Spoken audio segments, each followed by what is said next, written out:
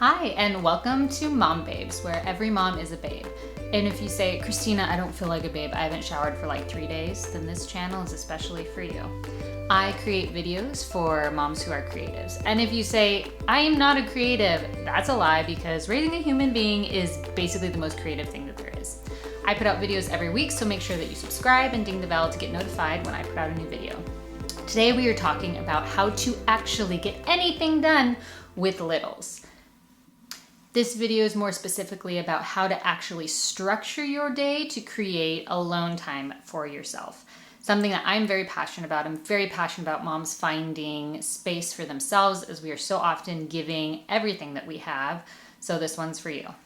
I'm especially passionate about it because I have a 9-month-old and a 2.5-year-old. So I'm in the trenches with you guys. I'm not some wise mom that has all these ideas. I'm learning too.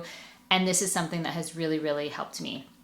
I'm also a fire wife, so I am at home alone for 2 to 4 days, depending on my husband's shift. So I really need to be productive in the time that I am by myself. So I kind of think about it as, if life is a series of tasks that we do over and over and we make these habits, why not make those habits work for us? And that's what this system is designed to do. So how do we actually get anything done with little kids? The obvious answer is to get help. So grandma, daycare, nanny, neighbor, random person at the grocery store, maybe not the random person at the grocery store, but you get the idea. This video is for those of us who do not have those options. I do want to take a second to make a side note here. If you have a baby that is 6 months old or younger, turn off this video and go take a nap. You definitely need those first 6 months postpartum to rest and let your body recover. Jump back in when you're ready. First, I'm going to take you through the steps, and then I'm going to go into them in more detail. Step number 1 is make a list of categories for your goals. For example, mine are to clean/manage the house, work out, create, and rest. I'll go through how to create your own goals for you later. The second step in this process is to pick one goal for that day and balls to the wall, get that goal done. I don't know if you guys ever experienced this, but with me, I often have so many things on my to-do list, like the dishes and the laundry and this event that we have to do and just general feeding everyone, all these things that feel so overwhelming that I believe this lie that I don't have time to do anything for me. And I do want to identify that's a lie.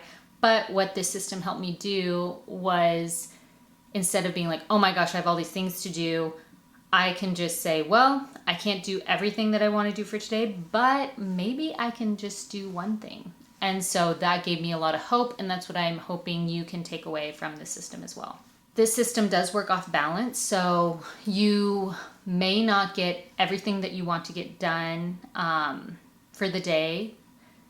Like, you may not get your entire to-do list done for that day, but over time, over weeks, you will see that overall you're achieving a level of balance. Because, for example, with my goals, one day I will take the time that I have carved out to set aside for myself to clean. Then the next day it'll be working out. Then the next day it'll be creating. Then the next day it'll be resting. And then I will rotate them.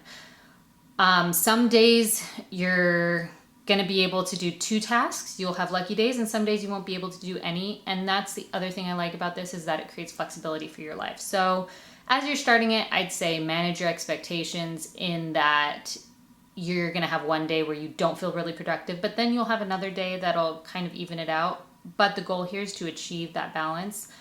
I was able to write 2 books, 85,000 words each, in 2 years, which there are authors who write way more than that. But that was with me just setting aside 1 hour for myself every day. And an hour is not a lot of time, but I was still able to accomplish my personal goal. And that is what I want to impart to you guys.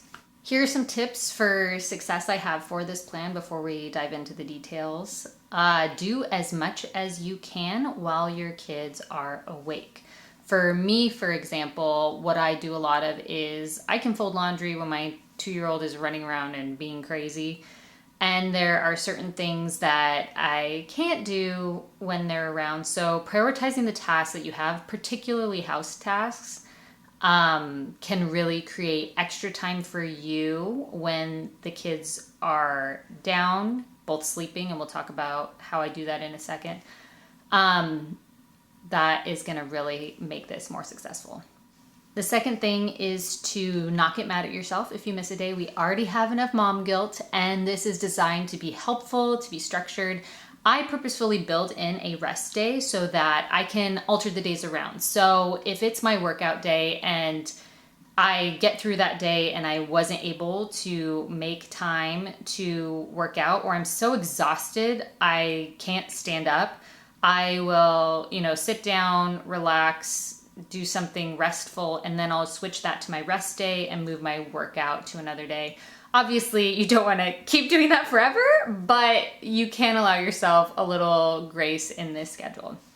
The third most important tip I would say is to really prioritize sleep training, and I'll give you a little picture of what it can do and what the power it is for you in building time for yourself. So my 9-month-old, you're able to sleep train at 5 months, and it's a 2-week process. And I get there's a lot of controversy about it, and some people aren't really comfortable. Nowadays, there's all kinds of methods, like there are more gentle sleep training, whatever. This isn't about sleep training. I'm going to do another video on sleep training that I will link. But what it does is my baby at 5 months was able to sleep 12 hours through the night. And so what that did was when my kids go to sleep, they go to sleep at 7 o'clock, it builds in my own time in the evening, this magical, beautiful, amazing, mystical time where there is silence and I know it's protected time for myself. I found myself overwhelmed starting projects when I didn't know how much time I was going to have, how long they were going to be asleep. But when I know that time's protected, I know it's for me. And you can do the same thing with naps as well. Like I said, I know it's super controversial and it's something that's really hard to do because it does require them crying a little bit. But I think the root of what you need to ask yourself is this short 2-week training worth getting me back? And I think it is. The other thing that I recommend when you're doing this is to transition into the you time that you've created for yourself. I used to get really stressed out when I would put both boys down to sleep, and then I would have this feeling like, oh my gosh, I have this alone time. I have to do this and I have to do this. I have so many things to do. And then I created kind of like this pressure on the time that it had to be so productive. But that was not constructive at all. So now instead of going right into the time, I'll like stop and take 2 to 5 minutes and just sit and stare at a wall and be reflective and not talk to anyone. Don't get on my phone. Don't look at a screen, and just sit and transition out of momming into me time. Or for you, out of work into me time, whatever it is, give yourself a transition. Then you can set your attention and it dissolves this really stressful, like, I have to do something right now. Now let's get into more detail of the goals that I set for myself. So number 1 is to clean/manage the house. Like I said, this is the area where you can really maximize doing things that you're responsible for while the kids are awake. Dishes, dusting, vacuuming. Pretty much you can keep an eye on the kids while you're doing those tasks. There are some things I do that require a little more intention that I can't do when the kids are awake, and that is our finances, and I do organize all of our photos. So those things do take a little more time. So on that day that I have that clean/manage the house as my goal for that day, I really try to focus on those things that I can do while they're awake, and then that I can't do when they're sleeping. My category number 2 is working out. What I really recommend for this, even if you're not on a rigorous workout schedule, is to take a walk every day. This is something that I do with my kids that really helps me. Physically, it's nice to get outside, to look around, look at the birds and the trees. But more than that, it's a mental break for you. I can give my 2-year-old a snack, pop the pacifier in the 9-month-old mouth, and push them in the stroller. I get to listen to an audiobook or a podcast or silence, and they really enjoy looking around. So I would recommend building that into your routine. It's good for them. It's good for you. Also, if you're at home with the kids while they're down, there are so many workouts that you can do online, programs you can buy, and I highly recommend one of those. 30 minutes to an hour is great. Even if you can only do a 10-minute workout that day, it's always going to be good. It's so good to move your body, not just for like how you look, but for your mental health. It's so important for relieving stress and for your heart, your lungs. If I can encourage you to build even just walking into your life, that is going to be such a game changer. I know it totally is for me. The third one is the creative time. And this is the whole point of this video basically, is to get to this time where you can do something that makes your heart sing and the dream, and something that you're excited about. And maybe for people, maybe just for yourself, but it is your time. And that is something that is so rare and so beautiful for moms. This is what we're really trying to get to. Number 4 is rest. I build it into my goals because I know that I need it. Kids take a lot out of us, and you just sometimes need a break. Sometimes I just need to veg out and watch a movie and turn off my brain and not think about anything real for the next hour and a half. And it's actually really healing. Or go take a long bubble bath, or, do some light yoga, whatever you find that is restful for you. That's the time to prioritize that. And like I said, it's a nice thing to build into the rotation. So if you do miss a day, you can count that as your rest day and not feel as guilty about getting behind on your goals, even though that isn't really the point of this anyway. So how do you create your goals of things that you need to do? So I recommend just seriously going through your day to day, and writing out a full-on list. Make it as detailed as you want. And then from there, you can borrow my categories, or you can make your own based on that list. I do think it's helpful to be comprehensive. As you go along, you may realize, oh, I forgot to put this in, and then you'll be able to add that back in from there. And within your category, there are going to be things that are priorities, and that's just kind of for you to decide on that day of what you have coming up, what you're juggling. I do want to make some notes with this plan that the reason I like it is because it's so easy to keep track of. There's literally 2 steps. That's it, guys. So it's something that's easy to remember. You can get really nitty gritty with it and go into your notes app. Sometimes I'll do this. So for my project category, I'll have smaller little bubbles of things that I need to do within that category that I can check off. So say, okay, today's my creative day and I have my hour tonight that I'm gonna do my stuff. That means that I'll open that and be like, okay, well, this was what I had next. So that way you don't have to keep track of the more detailed stuff in your head. You just know kind of the category you're hitting that day, and you can go to your phone or planner or whatever to kind of pick out what your priority is in that category. And having made a list before that will really help with that process. So now I'm gonna go through my day. So for me, on an average day when I'm home alone, the kids are gonna get up from 6 to 7 in the morning. Now, if you're a morning person, before your kids get up is a great time to accomplish your goals for today and be productive and set out and set aside that you time. I am not a morning person, so that's not what I do. I get up when the kids get up, we go through our breakfast routine, and then after that, I try to do the dishes right away because it's not that many dishes after breakfast, and it's so helpful if they're already done.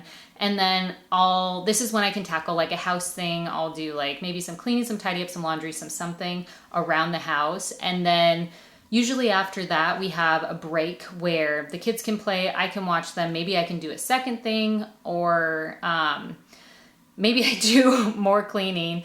And the other thing I try to do in the morning at some point before lunch is get out of the house. It is so helpful for me, for my mental state, and also for them to get out, go to the park, go run an errand, go do something, go outside, go for a walk, go in the backyard, just get out of the house. So I try to do that in the morning. We eat lunch around 11:30 to noon, and then I try to stretch my 9-month-old so that he takes a nap the same time as my 2-year-old. So then I have at least an hour in the afternoon, and this is the benefit of sleep training. I have an hour in the afternoon, as long as they're not like sick or something weird, where I can do something. So I can get kick-started on my activity or my goal for that day, or I can finish that goal and do another goal in the evening. So they usually nap about an hour overlapping. Sometimes I get lucky, I get 2 hours. And then after that, we have our afternoon session, which is typically where we're at home. That's when I try to engage with the kids a little more and really get that quality time in, eye connection, playing, and they're a little slap happy by then anyway. Dinner's around 5 to 5:30. And then we start our evening routine and at 7 o'clock they go down and I get my guaranteed time, which is life-saving. So that's kind of how I structure my day. I have a lot of energy in the evenings and kind of come alive at 7 o'clock. But if you are an afternoon or morning person, try to build in that nap where your kids are napping at the same time. If you only have one kid, that's a great time to do it, or in the morning would work as well.